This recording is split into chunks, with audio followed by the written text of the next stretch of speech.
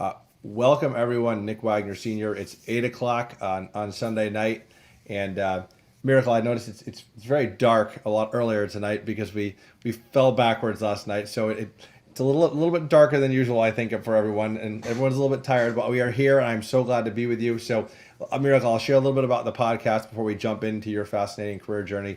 Every Sunday night, I try to find awesome guests that I think are going to inspire my audience, and my audience is mostly, funny story, early career professionals like yourself.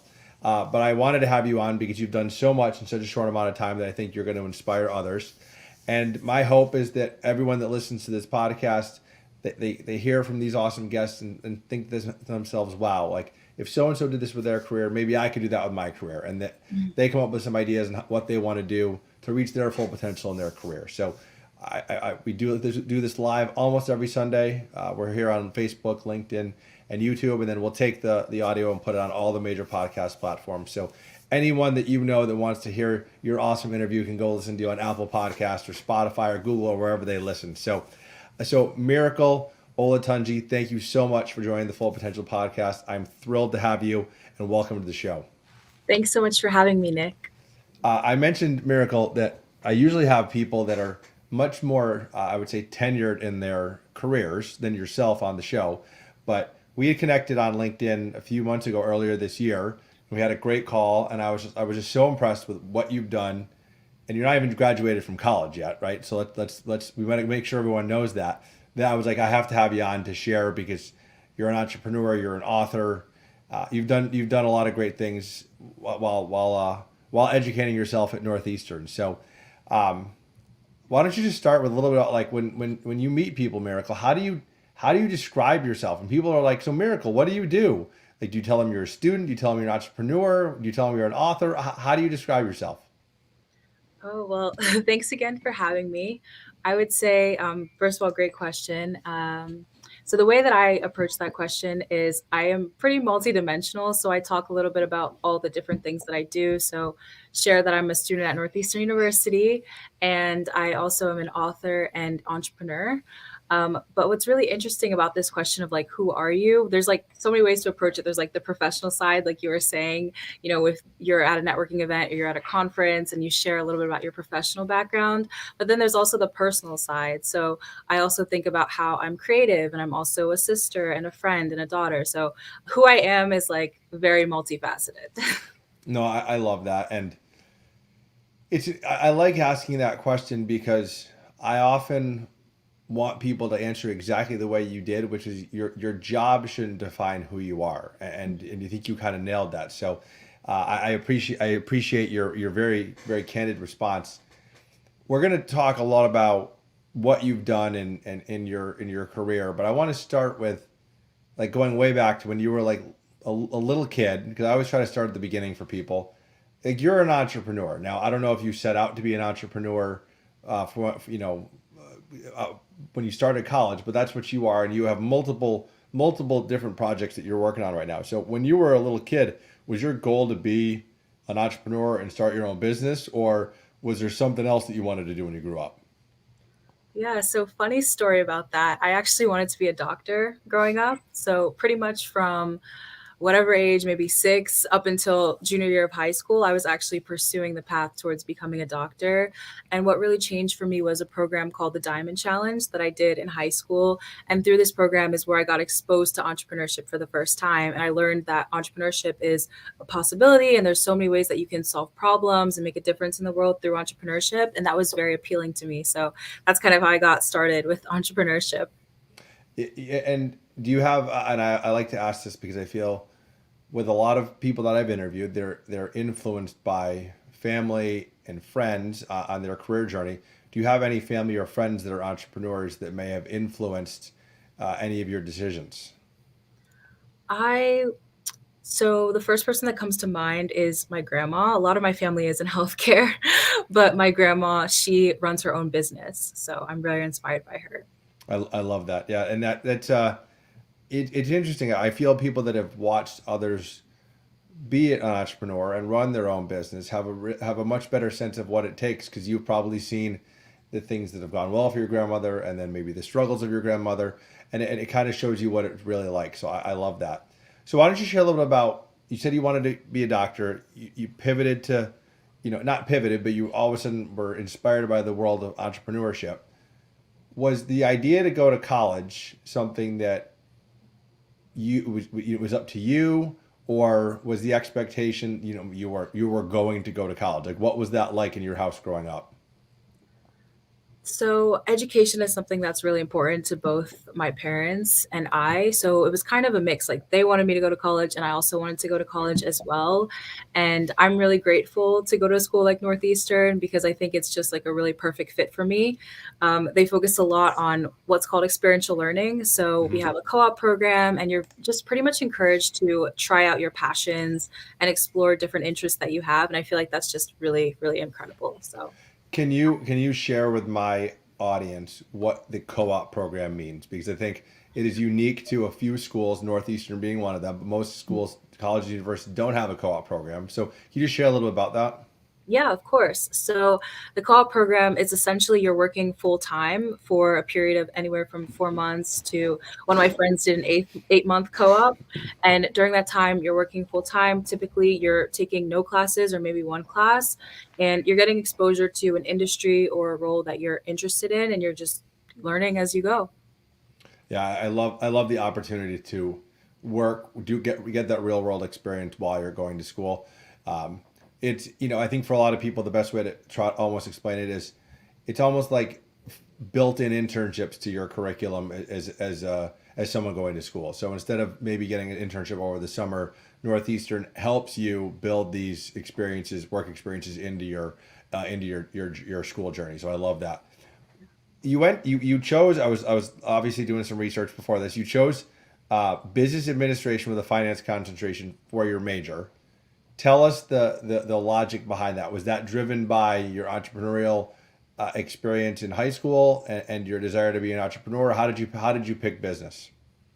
Great question. So I feel like 17 was a turning point year for me in my life. So I did the Diamond Challenge program, and I also went to this workshop called Women Empowered to Financially Thrive.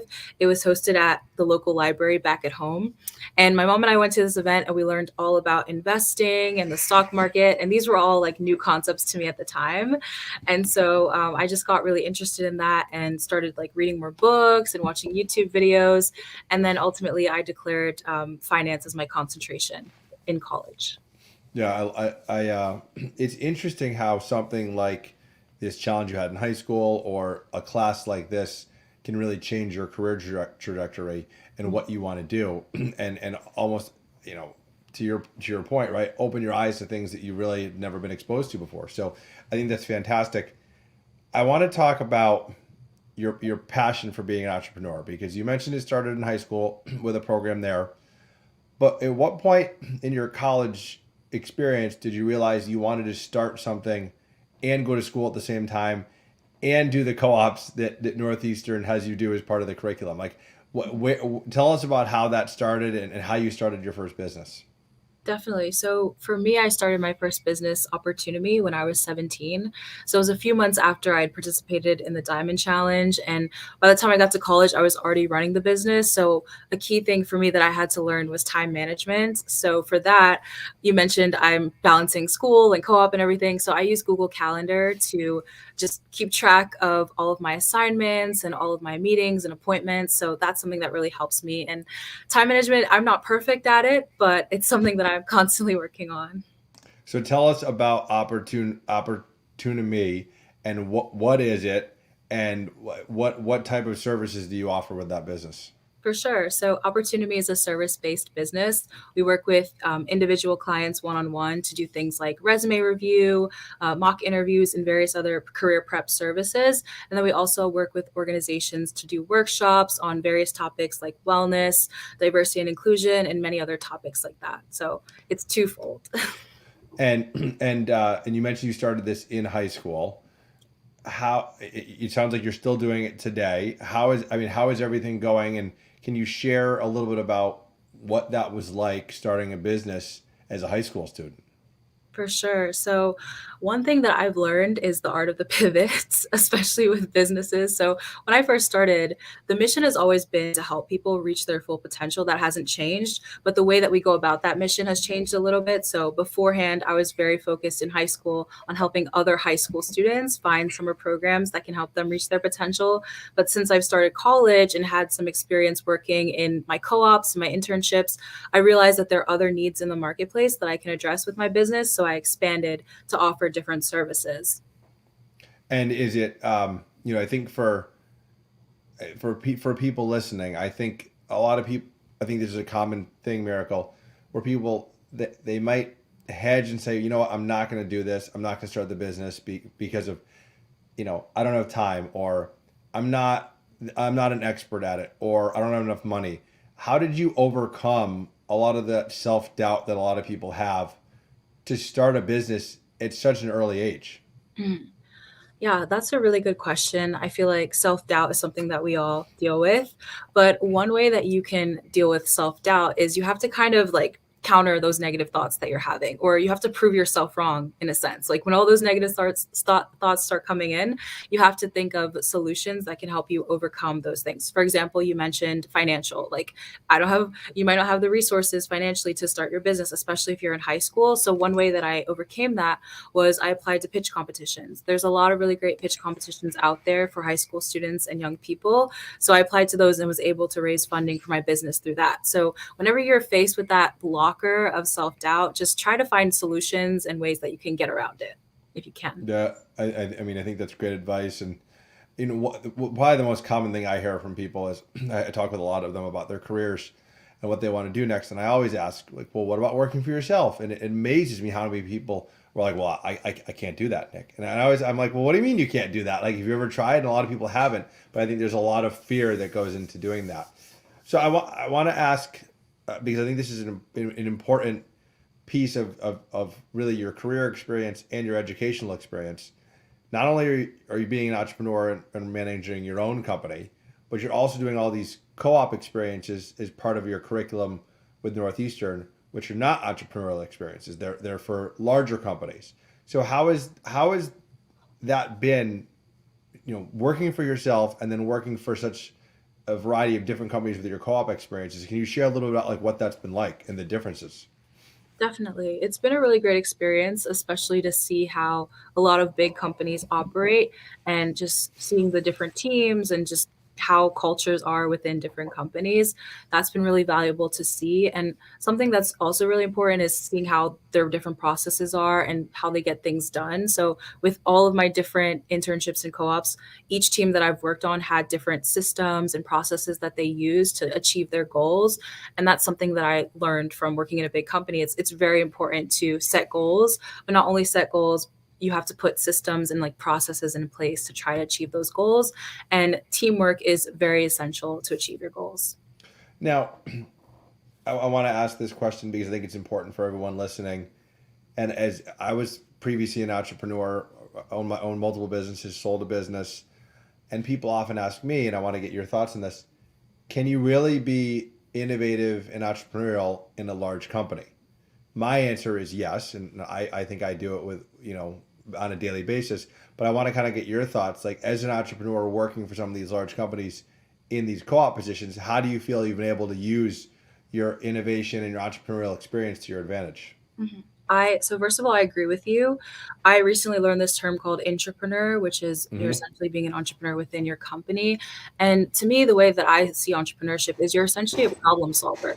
There are a lot of problems that can be solved, and there's a lot of ways that you can make processes and different things more efficient.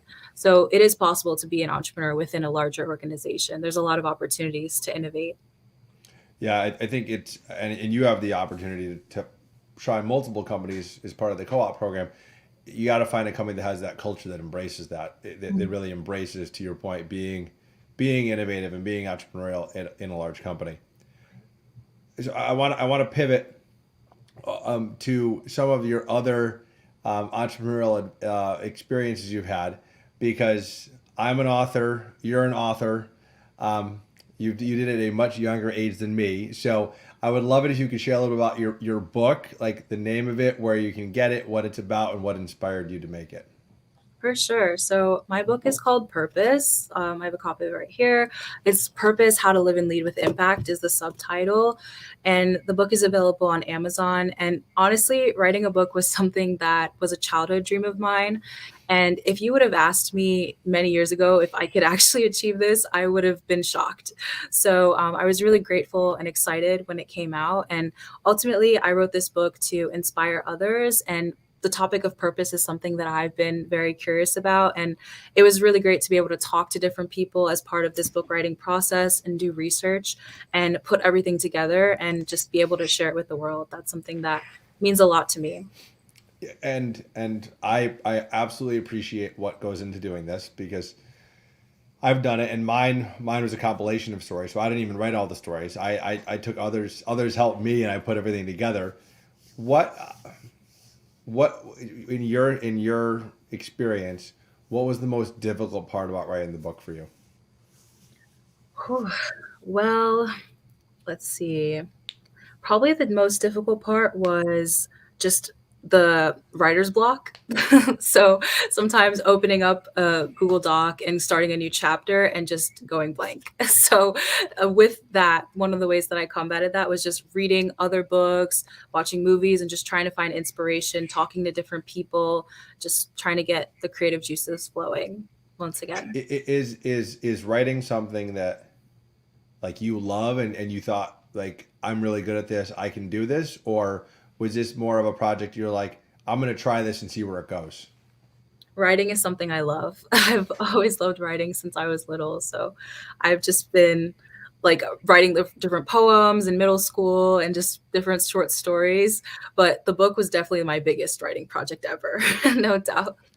Yeah, no, it's fantastic, and Miracle, we're gonna link to your website in the show description on both YouTube and the podcast. So it's miracle olatunji.com is where we'll send everyone, and they can learn all about you, and they can find the link about more about the book there and your businesses and how to get in touch with you. But I want to talk about, and I congrats again on the book. It's an amazing accomplishment. So congrats on that. You have another business that I wanted to ask about that I read about originally on LinkedIn, and then I went and looked and read more about it on your website.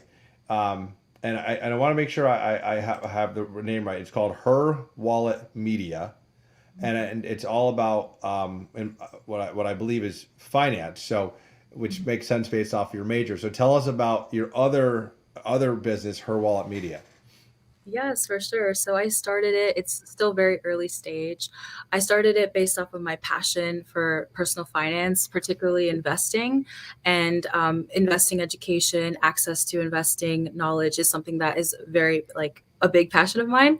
And so I started the business to help other women like myself to get started with investing, and learn how to create their own portfolios and hopefully be able to pass that knowledge on to other people. So that's how I And started. and and uh, and look, I think it's interesting because and it just you look at the access that we all have to technology now. So you can literally, I mean, if you have one of these, you have a cell phone, you can do all these things, right? You can trade stocks and bonds and all sorts of currency, etc. Whereas 30 years ago you couldn't do that. I mean, you wouldn't be able to do something like that. We didn't even have cell phones. So I love the opportunity that technology is providing people. Do you think, in your experience with Her Wallet Media, is technology an enabler for a lot of people, or do you find people are also very almost intimidated by it at the same time? I see technology definitely as an enabler. It's really exciting because, like you were mentioning, there's a lot of different apps and resources online that are democratizing investing in a sense. So that's something that is really helpful to get more people into investing. There's this app called Public that I've been using this year, and essentially they're trying to make stock investing a lot more social. So people are sharing what they're investing in, they're sharing why they're investing in it, and it's really helpful for new investors, especially to see the thought process behind creating a portfolio. So that's really exciting to Very see. cool. Well, and kudos to you for trying to help others with all of your entrepreneurial endeavors. You're trying to help others with to help them, to the name of the podcast, reach their full potential. So I absolutely love that. So I want to talk about what's next for you, because you mentioned you're still at Northeastern. You graduate a year next December, so end of 2022. So you're quickly approaching the end of your college career. What do you think is next? I mean, you're gonna have. It sounds like you're gonna have a lot of opportunities between all the great co-op positions you've had, plus working for yourself. Like, do you any sense at this point of where you think you're going to take your career journey, or do you think you're still kind of feeling that out? Mhm. Right now, I would say I am just working on pursuing a career that combines all of my different interests. So, finance, technology, writing. So, that's currently what I'm pursuing, and public speaking as well. Yeah, can you share a little bit about the public speaking and what you love about that? Because that's such a it's a terrifying experience for a lot of people. So why do you like it? Definitely, it's something that learned to love over the years. So I started when I was 17 with doing speaking engagements at local ceremonies at school and local nonprofits, and then I expanded to speaking at larger conferences and events. And I just really enjoy being able to talk on subjects that I'm passionate about, and also being able to connect with different people. Public speaking has taken me across the country and to other countries as well. So I just really enjoy connecting with others and having great conversations about a variety of topics. No, it's for a lot of people, it's one of those, top five fears that they have. So I love that you've embraced it, especially at such a young age, because as you mentioned earlier, you know, communication, and you said you specifically loved writing, but the art of communication in general, whether it be writing or public speaking, is so core to so many different industries and businesses and jobs now that I'm glad that you've embraced that. I want to talk a little bit about, you mentioned you still don't know where you're going to go with your career journey, but you want to try to combine all of your passions together. You've had an amazing career, and you're not even done with college yet. But I want to ask, anything that stands out to you as like probably like your proudest accomplishment to this point, and then maybe something on the flip side that didn't go well that you really learned quite a bit from. Proudest accomplishment. Hmm. I would say so a few years ago, I worked at our financial literacy center on campus called Thrive, and I helped put together an event basically that set the stage for Her Wallet Media essentially. So the theme of that event was helping women build their net worth, network, and self-worth. And that was like one of our most successful events. It was so inspiring. It was great to hear the feedback from everyone on how they got started with investing and just learn different skills and techniques. So that was really very inspiring to me and very fulfilling to be part of that. Something that didn't go so well. I wouldn't say this didn't go so well, but when I was first starting Opportunity, as we talked about before, raising funds as a 17-year-old high school student with their first business was kind of challenging. And I definitely faced a ton of rejections, and there was a lot of moments where it was tough to like continue the business, but I just kept going. And something that helped me was just that persistence and perseverance and passion for the mission and what I was building. And that helped me just overcome all of the different no's. Eventually, no's eventually lead to a yes. So I feel like I started to get the yeses, and that helped a lot with growing my business. But I think it was really valuable for me to learn just how to navigate rejection, because I think that's something that we all deal with in our personal life and our professional life. And it's normal. It's part of our experience as humans, as business owners, whatever it is that you might do. And I just learned how to persevere through different challenges. That is a very tough topic. To your point, not just business, but just really in life, the topic of rejection, and it's yeah, I'm sure experiencing that, to your point, at 17, um, it's probably shaped the future Miracle for some time to come, right? Because you experience so much that a lot of people don't experience ever Miracle at really a young age, that you learned a lot quite quickly, which I'm sure is going to help you with your other business ventures too. I love that. And what an awesome event it sounds like you put on at Northeastern. And what I think is so powerful about that is, not only are you talking about people's finances, so like how much they were worth, but also their self-worth in the sense of like how they felt. So I think that was, I love the play on words there, and I like the I'm glad to hear that event went well. Thank you. So, before I always close with the same question, so I'm going to ask that in 1 second. But my last question before we end is, for all of the people that are listening to this and thinking to themselves, how on earth does Miracle go to school and do these co-ops and own her own business? And I mean, if you go to your website, you've been on a lot of podcasts, you've written for some articles for people. You mentioned Google Calendar before, which, okay, I'll believe you that helps you keep you organized, because I know I have my calendar too. But how do you get this? How do you accomplish all this, Miracle? I mean, what is the secret other than the calendar to you being able to be this successful at such a young age with all these different opportunities? I would say, so in addition to the calendar, there's also the planner. But besides that, I'm very goal and vision oriented. So typically at the beginning of the year, I create a vision board and I tend to write down my goals. And ultimately, I'm working towards something greater than myself in the future. One of the things I want to do is start a scholarship foundation to help students who are pursuing higher education or who also have other passions like business. So for me, it's about the impact that I want to make in the future. So that's something that motivates me and encourages me to keep going, even when it's hard to just like juggle different things. So that's what keeps me going. I love that. Well, I appreciate you making time with your busy schedule to join me on the podcast. So I end every podcast episode with the same question, Miracle, which is, what is the one piece of advice that you would give my listeners that's helped you reach your full potential? So that one thing that's helped you be successful, whether it be in school or with your co-ops or with your entrepreneurial adventures at this point. Mhm. Just take the next step. So a lot of times we all are full of so much potential, like you were saying. We have ideas, we have things that we want to do. The way that we're going to move those forward is by taking action. And it doesn't have to be a big step, it can be small steps every day.